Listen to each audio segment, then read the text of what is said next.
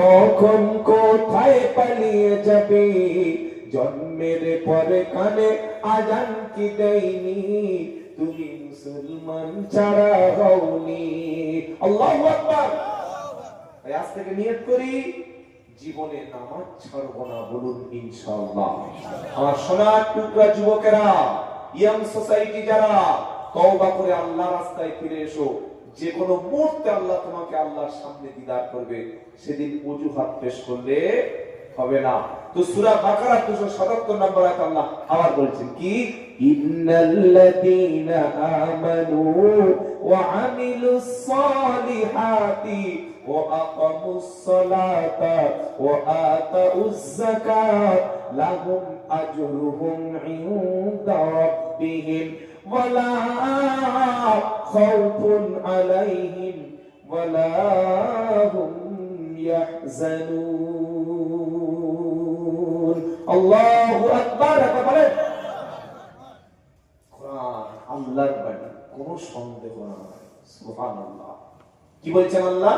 ইন্নাল্লাযীনা আমানু, নিশ্চয়ই যারা ঈমান এনেছে, শুনছেন খুব ভালো করে শুনুন, আর ও আমিলুস সালিহাত, ঈমান আনার পরে যারা ভালো ভালো কাজ করেছে, আমলে সালেহ করেছে, ও আকামুস সালাত, আর 3 নম্বর হলো ঈমান এনেছে, ভালো কাজ করেছে, নামাজ কায়েম করেছে।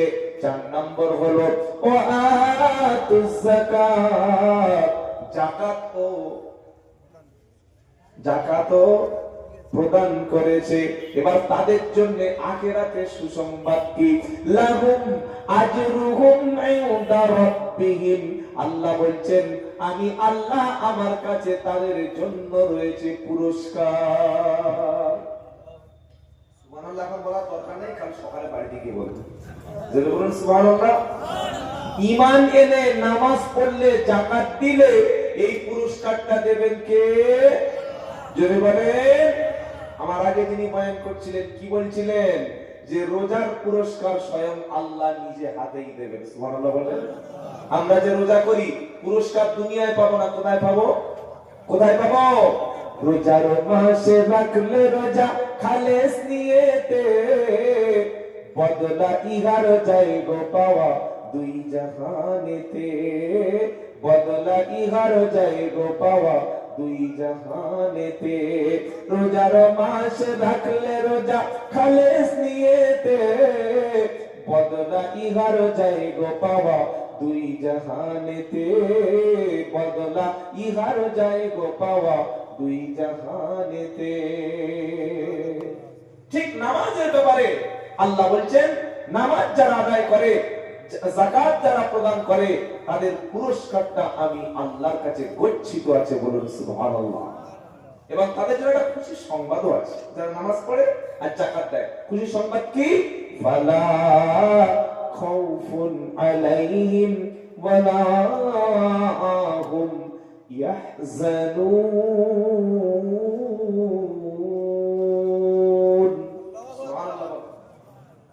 তাদের জন্য খুশির সংবাদ হলো, তাদের জন্য দুনিয়ায় কোনো ভয় নাই, আর আখিরাতে তাদের কোনো চিন্তা নাই। জোরে বলবেন না সুবহানাল্লাহ। তাহলে নামাজ আর যাকাত পাশাপাশি পেলাম না? পেয়েছি। চলুন 3 নম্বরে আল্লাহ তাআলা নামাজ আর যাকাত সম্পর্কে সূরা তাওবায় বলেছেন, ইন্নামা ইয়া'মুরু মাসাজিদাল্লাহি মান আমানা বিল্লাহি ওয়াল ইয়াউমিল আখির ওয়া আকামাস সালাতা। শব্দগুলো খুব ভালো করে শুনবেন, খেয়াল করবেন, অ্যাটেনশন প্লিজ। ওয়া আকামাস সালাতা ওয়া আতাজ যাকাতা। নামাজ আগে পরে কি বলছে? রোজা না যাকাত? কোনটা? আবার বলছি, আই রিপিট, ওয়া আকামাস সালাতা ওয়া আতাজ যাকাত। তারপরে কি? ওয়ালাম ইয়াখশা ইল্লাল্লাহ। 10 নম্বর পারা, 8 নম্বর পৃষ্ঠা, 9 নম্বর লাইন, 18 নম্বর আয়াত, সূরার নাম তাওবা।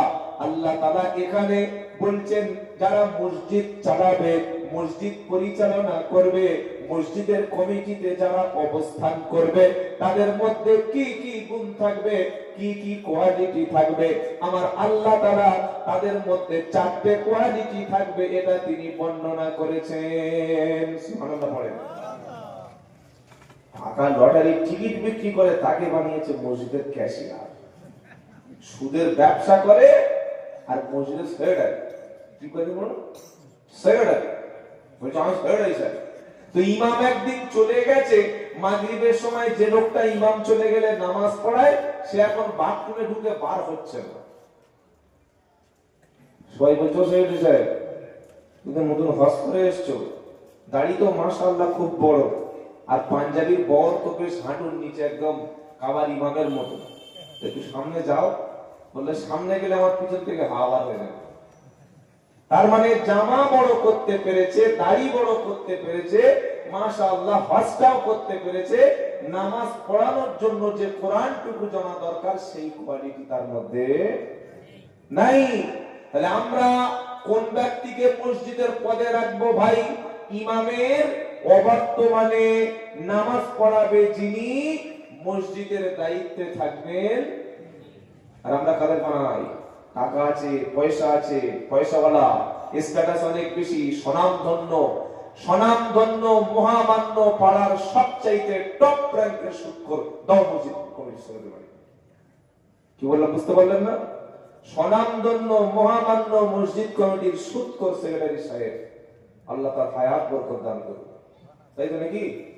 নাউযুবিল্লাহি মিন যালিক। আর আল্লাহ কি বলছেন? আল্লাহর কথা শুনেন, ইন্নামা ইয়া'মুরু মাসাজিদাল্লাহি মান আমানা বিল্লাহি ওয়াল ইয়াউমিল আখির ওয়া আকামাস সালাতা ওয়া আতাজ যাকাতা ওয়া লাম ইয়াখশা ইল্লাল্লাহ। নিশ্চয়ই আমার ঘর সমূহে, নিশ্চয়ই আমার ঘরগুলিতে আবাদ করবে তারা, দেখাশোনা করবে তারা, দায়িত্বপ্রাপ্ত হবে তারা। প্রথম শর্ত হলো আমার উপরে ঈমান আনবে যারা। দ্বিতীয় শর্ত হলো ওয়াকামাস সালাত, নামাজ কায়েমকারী হবে যারা। 3 নম্বর হলো ওয়াতাজ যাকাত, যাকাত দেনেওয়ালা হবে যারা। আর 4 নম্বর হলো ওয়ালাম ইয়াখশা ইল্লাল্লাহ, আল্লাহ ছাড়া পৃথিবীতে অন্য কাউকে ভয় পাবে না। সুবহানাল্লাহ পাঠ করি। আচ্ছা এবার একটা প্রশ্ন করি ভাই, একটা মসজিদে মিনিমাম 20 লাখ 22 লাখ 30 লাখ টাকা খরচ হয়, হয় কি হয় না? হয়। এই টাকাটা সরকারি টাকা না জনগণের টাকা? জনগণের টাকা। আমাদের আপনাদের 5 টাকা 10 টাকা 1000 টাকা 5000 টাকা এইভাবে দেওয়া। আচ্ছা বলুন, মসজিদে যদি টাইলস বসিয়ে, পাথর বসিয়ে, এসি লাগানো হয়, তার মানে মসজিদটা খুব উন্নত মসজিদ। এবার একটা লোক এসছে, ওনার বাড়ি ধরুন বুনিয়াদপুর, বুনিয়াদপুর চলেন বা গঙ্গারাম, এসে ইমাম সাহেব আসসালামু আলাইকুম। ওয়ালাইকুম আসসালাম। ভালো আছেন হযরত? আলহামদুলিল্লাহ। আচ্ছা আপনি ইমাম? বললে হ্যাঁ আমি ইমাম। কতদিন আছেন? 2010 সাল থেকে আছি, মানে প্রায় 15 বছর। তাই তো নাকি? আচ্ছা আপনার ওই বেতন কত? বলছে শুনে লাভ নাই, বলুন না। 5 আর 1 কত? 5 আর 1 6 না 10? সত্যি 6? সত্যি 6 তো?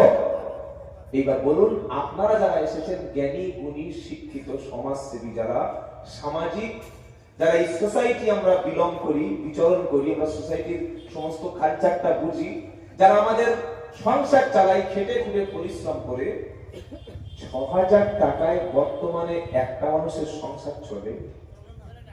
যার সংসার চলে না, নামাজে আল্লাহু আকবার বলে দাঁড়ালে তার নিজের নামাজটা হলো কি বলছি বুঝতে পারছেন না? ইমাম দাঁড়িয়েছে আল্লাহু আকবার, নামাজ শুরু হয়েছে, আলহামদুলিল্লাহি রাব্বিল আলামিন, মনে করছে আল্লাহ দিদি বলেছিল একটা কাপড় ছিঁড়ে গেছে নিয়ে যেতে হবে, নামাজ ওখানে শেষ হয়ে গেল। আর রহমানির রহিম মালিকি ইয়াউমিদ্দিন, এই মাসে চাঁদের দোকানে 3000 টাকা বাকি। এটা আপনি হাসার কথা বলছি না, ওই 6000 টাকা ইমামের মনে মনেটা হচ্ছে, ওই জায়গায় দাঁড়িয়ে দেখো। ইহদিনাস সিরাতাল মুস্তাকিম সিরাতাল্লাযীনা আন'আমতা আলাইহিম। ঘরে যাব, কালকের বাড়িতে বাজার নাই, কোথায় টাকা পাবো? ফেরেশতা বলছে আল্লাহ দুটো ক্যাসেট দুটো টাওয়ার একসঙ্গে পাচ্ছে কি করে? 4G আর 5G আর 3G কি করে হচ্ছে বুঝতে পারছি না।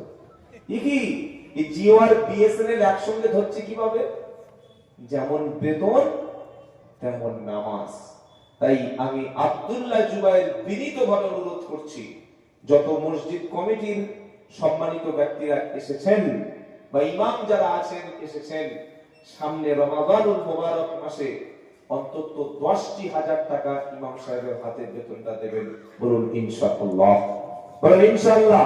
যদি দিতে পারেন তাহলে ইমামের উপরে ইনসাফ হচ্ছে বলে অন্তত আশা করা যায়। আর মসজিদে লক্ষ লক্ষ টাকার কাজ হচ্ছে, বাথরুমে কাজ হচ্ছে, এসি লাগানো হচ্ছে, 2তলা 3তলা রং হচ্ছে, আর ইমাম সাহেবের দিকে ভ্রুক্ষেপ করছেন না। কিয়ামতের দিনে আপনি মসজিদ কমিটি হবেন না, আপনি হবেন আল্লাহর কাছে 1 নম্বর আসামি। 1 নম্বর আসামি। 1 সপ্তাহ আগে দক্ষিণ 24 পরগনার কুলপি বলে একটা থানা আছে, ওখানে এই বক্তব্যটা করেছি। নামার পরে দেখে আমার গাড়ি ঘিরে নিয়েছে, মারবে। চলে এসো, আমি যে ভুল বলেছি তুমি প্রমাণ করো। বলছে না সব টাকা ইমামদের দেবো। আমি বললাম তোমার ইমামদের 10,000 টাকা দিতে হবে না, তুমি ইমামতি করো। তুমি ইমামতি করো, ইমাম সাহেব বাড়ি চলে যাচ্ছে, যাক তুমি ইমামতি করো। না আমি করবো না। তুমি করো না, তোমার ছেলে ইমামতি করতে দাও। বললে আমার ছেলে 6,000 টাকা চলবে, তোমার ছেলে 6,000 টাকা না চললে ইমাম সাহেব তো ফেরেশতা না, সেও তো কাজ ছেলে, তার কিভাবে চলবে? এই ইনসাফটুকু করতে শিখুন। জলসা শুনে, কোরআন শুনে, লম্বা লম্বা বয়ান শুনে কি লাভ আছে ভাই, যদি আমাদের সমাজে কোনো পরিবর্তন না আসে, যদি আমরা একটা মানুষের প্রতি ইনসাফ না করতে পারি, যদি একটা মানুষের আমরা সামাজিক যে ন্যূনতম খরচ সেইটুকু না দিতে পারি, কি আপনারা অসন্তুষ্ট হচ্ছেন এই কথাটা শুনে? আল্লাহ তৌফিক দিক, বলুন আমিন। তাহলে আল্লাহ তাআলা মসজিদ কমিটির মধ্যে 4টে গুণ বলেছে। 1 নম্বর নামাজ, 2 নম্বর 1 নম্বর ঈমান, 2 নম্বর নামাজ, 3 নম্বর যাকাত, 4 নম্বর মসজিদ কমিটির যারা দায়িত্বে থাকবেন, ওয়ালাম ইয়াখশা ইল্লাল্লাহ, আল্লাহ ছাড়া পৃথিবীতে কাউকে পরোয়া করবে না। যেটা সত্য, যেটা ন্যায়, যেটা হক ইমামকে দিয়ে বলাবেন। মসজিদ কমিটি তারা সঠিক সিদ্ধান্তটা নেবেন কোরআন সুন্নাহ অনুযায়ী। বলুন সুবহানাল্লাহ। আবার আল্লাহ রাব্বুল আলামিন সূরা তাওবায় যাকাতের কথা বলছেন, ওয়াল মুমিনুনা ওয়াল মুমিনাতু বা'দুহুম আউলিয়াউ বা'দ ইয়া'মুরুনা বিল মা'রুফি ওয়া ইয়ানহাউনা আনিল মুনকার ওয়া ইউকিমুনাস সালাতা ওয়া ইউতিউনাজ যাকাতা ওয়া ইউতিউনাল্লাহা ওয়া রাসূলাহু উলাইকা সায়ারহামুহুমুল্লাহ। 10 পারা 17 পৃষ্ঠা 9 নম্বর লাইনের 71 নম্বর আয়াত, সূরার নাম তাওবা। ওয়াল মুমিনুনা ওয়াল মুমিনাতু বা'দুহুম আউলিয়াউ বা'দ। আল্লাহ বলছেন একদল ঈমানদার মুমিন আর একদল ঈমানদার পুরুষ, একদল ঈমানদার নারীর বন্ধু। কি কি কারণে? প্রথম হলো তারা ঈমানওয়ালা। 2 নম্বর ওয়া ইউকিমুনাস সালাতা ওয়া ইউতিউনাজ যাকাত। একদল ঈমানদার পুরুষ, একদল ঈমানদার নারীর বন্ধু, তারা নামাজ কায়েম করে, পরস্পর তারা যাকাত প্রদান করে। এখানেও যেখানে নামাজ সেখানে জোরে বলেন যাকাত। আর 3 নম্বর হলো ওয়া ইয়া'মুরুনা বিল মা'রুফি ওয়া ইয়ানহাউনা আনিল মুনকার। সৎ কাজের আদেশ করে, অসাধু কাজ থেকে মানুষকে বিরত রাখে। আল্লাহ বলছে কাজটি যারা করে উলাইকা উলাইকা সায়ারহামুহুমুল্লাহ, ওরা আল্লাহর রহমতের, আল্লাহর দয়ার চাদরের নিচে আশ্রয় পাবে। যদি বলুন সুবহানাল্লাহ। আবার সমস্ত নবীদেরকে আল্লাহ বলছেন, সমস্ত নবীদেরকে আমি আল্লাহ একই নির্দেশ দিয়েছিলাম, ওয়াজআলনাহুম আইম্মাতান ইয়াহদুনা বিআমরিনা ওয়া আওহাইনা ইলাইহিম ফিলাল খায়রাত ওয়া ইকামাস সালাতি ওয়া ইতাআজ যাকাত ওয়া কানু লানা আবিদিন। 17 পারা 1 নম্বর লাইন 73 নম্বর আয়াত, সূরার নাম হজ। আল্লাহ বলছেন আমি আল্লাহ। সূরা আম্বিয়ার 73 নম্বর আয়াতে আল্লাহ বলছেন আমি সমস্ত নবীদেরকে বানিয়েছিলাম ইমাম, নেতা। নেতা কারা? কারা কারা ছিলেন? নবীরা। আসল নেতা তো বিশ্বনবী মুহাম্মদ মুস্তাফা সাল্লাল্লাহু আলাইহি সাল্লাম। যদি বলুন সুবহানাল্লাহ। আমরা যতই বলি আমার নেতার চরিত্র ফুলের মতো চরিত্র, তোমার নেতা দিনের বেলা একরকম, রাতের বেলা আরেক রকম। একটা নেতার নাম বলুন যে নেতা জীবনে মিথ্যা কথা বলে নাই, যে নেতা জীবনে জেনা করে নাই, যে নেতা কোনোদিন গরিবের হক নষ্ট করে নাই, যে নেতা কোনোদিন খুন করে নাই, যে নেতা কোনোদিন মানুষের 1 টাকা সম্পত্তি মারে নাই। এরকম একটা নেতা আমাদের এলাকায়, আপনাদের এলাকায়, গোটা ভারতবর্ষে, গোটা পশ্চিম বাংলায় খুঁজে পাওয়া যাবে? খুঁজে পাওয়া যাবে? নেতা তো তিনি যিনি বিশ্ব নবী মুহাম্মদ মুস্তাফা সাল্লাল্লাহু আলাইহি সাল্লাম। আল্লাহ বলেন আমি নবীদেরকে বানিয়েছিলাম নেতা। বানানোর পরে কি বললাম? ওয়াজআল্লাহুম আইম্মাতান ইয়াহদুনা বিআমরিনা ওয়া আওহাইনা ইলাইহিম ফিলাল খায়রাত। সমস্ত নবীদের বললাম তোমরাই হলো নেতা, আর তোমরা সমাজের ভালো ভালো কাজগুলো করবে আমার নির্দেশে। বলুন সুবহানাল্লাহ। ভালো ভালো কাজ সব নবীদের নির্দেশ দিয়েছেন, আর প্রত্যেক নবীকে আল্লাহ 2টি নির্দেশ দিয়েছেন। জোরে বলেন কটা? কটা? 2টি। কি কি? ওয়া ইকামাস সালাত ওয়া ইতাআজ যাকাত। সব নবীদের আল্লাহ বলেছেন নামাজ কায়েম করো আর কি যাকাত দাও। নামাজ এবং যাকাত প্রত্যেকটা নবীর উপরে বাধ্যতামূলক ছিল। সুবহানাল্লাহ। তাই নামাজ এবং যাকাত সম্পর্কে একটা ধারণা তৈরি হয়ে গেল। চলুন যাকাত কাদের উপরে দেওয়া ফরজ এটা জানেন? কত টাকা থাকলে, কত পয়সা থাকলে, কতটা স্বর্ণ থাকলে, কতটা সম্পত্তি থাকলে আপনার উপরে যাকাত ফরজ? আমাদের অনেক মানুষ আছে টাকা কাছে নাই, ব্যাংকে আছে, লক্ষ লক্ষ টাকা জমিয়ে রেখেছে, যাকাত দেয় না। রমজান মাসে সকলে বলল ভাই আপনার উপর যাকাত ফরজ হয় নাই? বলে না না। কি বলছেন? এত টাকার মালিক? বলছি আমার হাতে টাকা আছে। টাকা নাই? সব টাকা ব্যাংকে রেখে দিয়েছি। কাছে নাই কিন্তু ব্যাংকে রেখেছি। এই চালাকি দ্বারা আল্লাহকে কি আপনি কি মনে করেছেন? কি বললেন? যাকাত কার উপরে ফরজ? যদি কোনো ব্যক্তির কাছে 7.5 ভরি স্বর্ণ বা সোনা থাকে, এর কম না, অথবা 52.5 ভরি রূপা, মানে প্রায় 600 গ্রামের মতো রূপা যদি থাকে, চাঁদি যদি থাকে, তার উপরে যাকাত ফরজ।